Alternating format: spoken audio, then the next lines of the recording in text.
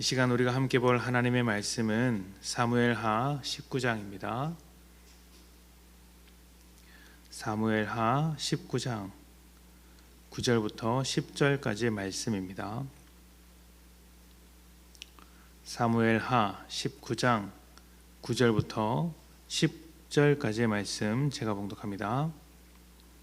이스라엘 모든 지파 백성들이 변론하여 이르되 왕이 우리를 원수의 손에서 구원하여 내셨고 또 우리를 블레셋 사람들의 손에서 구원하셨으나 이제 압살롬을 피하여 그 땅에서 나가셨고 우리가 기름을 부어 우리를 다스리게 한 압살롬은 싸움에서 죽었거늘 이제 너희가 어찌하여 왕을 도로 모셔올 일에 잠잠하고 있느냐 하니라.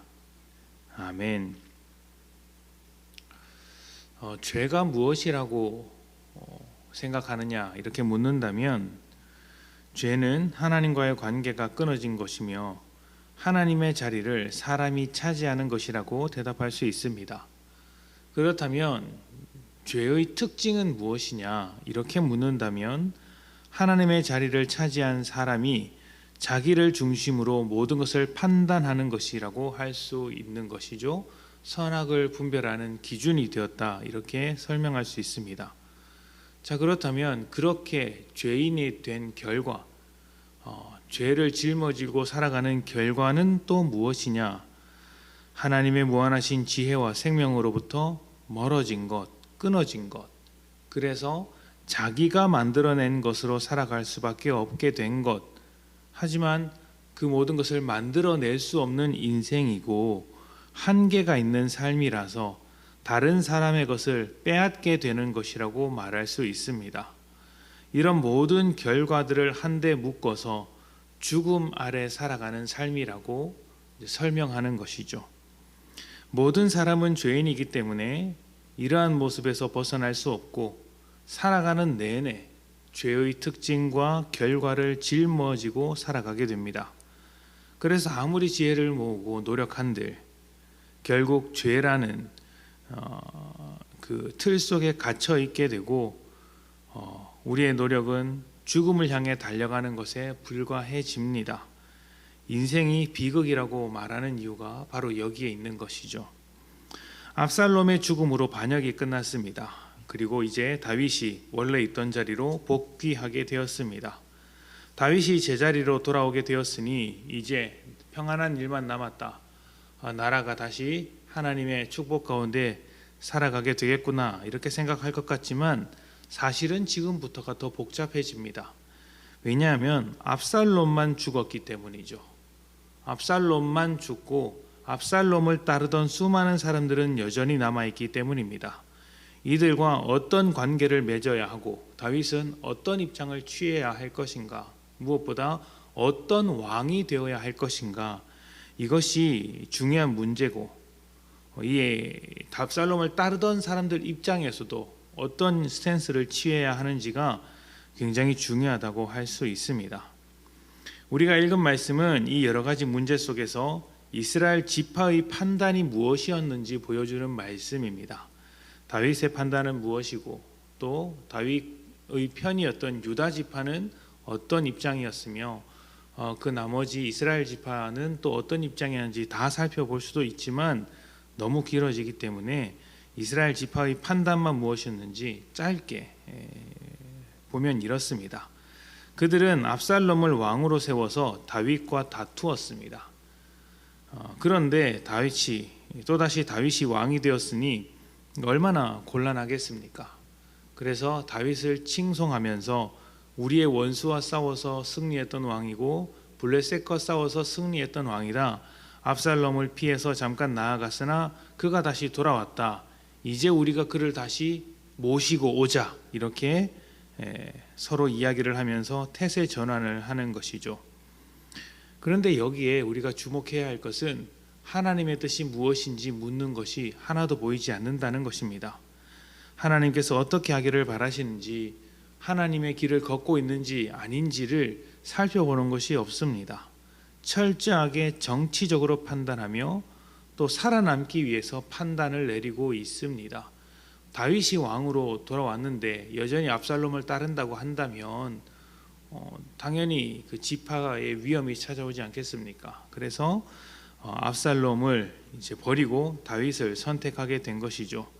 자기에게 유리한 대로 살아가려는 죄인들의 모습이 고스란히 나타난다라고 볼 수 있습니다. 그게 뭐가 문제냐? 살아남기 위해서 그렇게라도 해야 하는 것 아니냐고 반문할 수도 있습니다. 그런데 그런 질문은 본질적인 것을 잊어버리고 하시는 질문일 것입니다.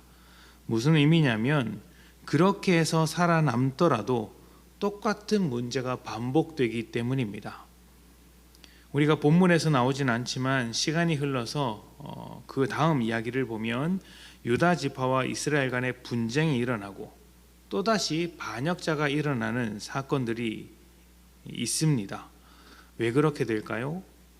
이스라엘이나 유다 지파나 하물며 다윗도 하나님을 먼저 생각하는 것이 없기 때문입니다.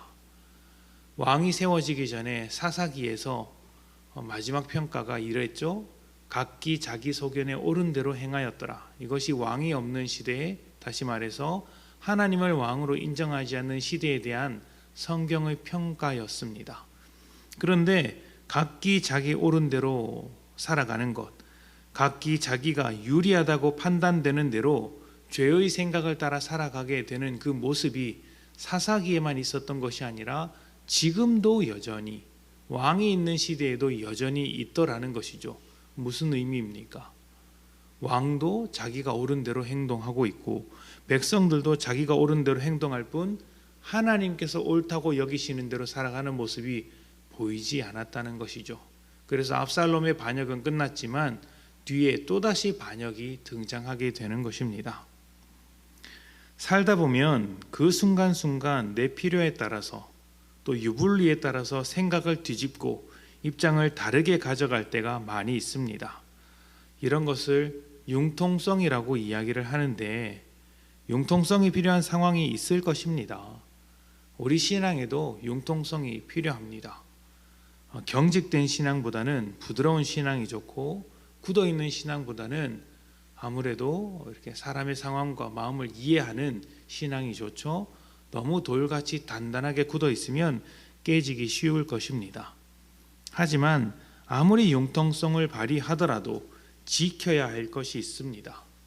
넘지 말아야 할 선이라는 것이 있죠.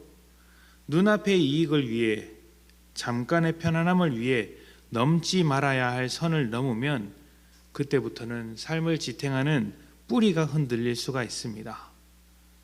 믿는 우리에게 지켜야 할 선이 무엇일까요? 하나님의 자리에 올라가지 않는 것, 하나님이 주인 되시는 자리를 빼앗지 않는 것, 그래서 주인이신 하나님의 뜻을 날마다 묻는 것입니다. 우리가 다윗의 인생 후반부를 계속 보면서 하나님의 주권에 대한 이야기를 계속했습니다.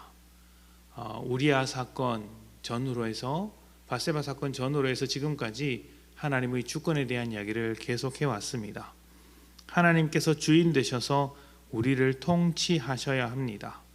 이것은 우리의 자유를 빼앗고 노예를 만들겠다는 것이 아닙니다. 하나님께서 우리 주인이시니 우리는 자유가 없다, 이런 말을 드리는 것이 아닙니다. 하나님께서 우리를 책임지신다는 의미입니다. 주인이 책임을 지는 것이죠. 우리는 하나님의 권석으로서 하나님의 책임 아래 놓여 있는 인생이니 하나님의 사랑과 은혜 안에서 하나님의 뜻을 따라서 살아가라는 것입니다. 하나님의 뜻이 무엇입니까? 하나님과의 회복된 관계 안에서 우리가 풍성하고 복된 삶을 누리며 살아가는 것입니다. 이것을 위해서 하나님은 지금도 우리를 위해 일하고 계시고 우리를 위해 일해 주시는 하나님의 뜻을 따라 살아가는 것이 우리에게 필요하다는 것이죠. 우리가 하나님을 무시하고 다른 것들을 선택할 때 그것으로부터 찾아오는 결과들, 다시 말하면 죄의 결과들을 감당할 수 있겠습니까?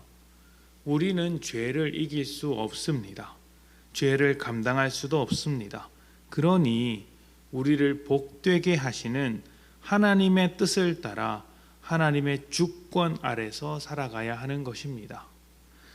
하나님 자신을 위하여서가 아니라 우리를 위하여 우리를 책임지시는 하나님의 주권을 받아들이고 하나님의 뜻을 먼저 생각하는 삶을 우리가 지켜내야 하는 것입니다. 이 점을 반드시 기억하셔서 오늘 하루뿐만 아니라 매일의 삶이 하나님께 먼저 묻고 순종하는 복된 여러분들이 되시기를 축복합니다. 함께 기도합니다.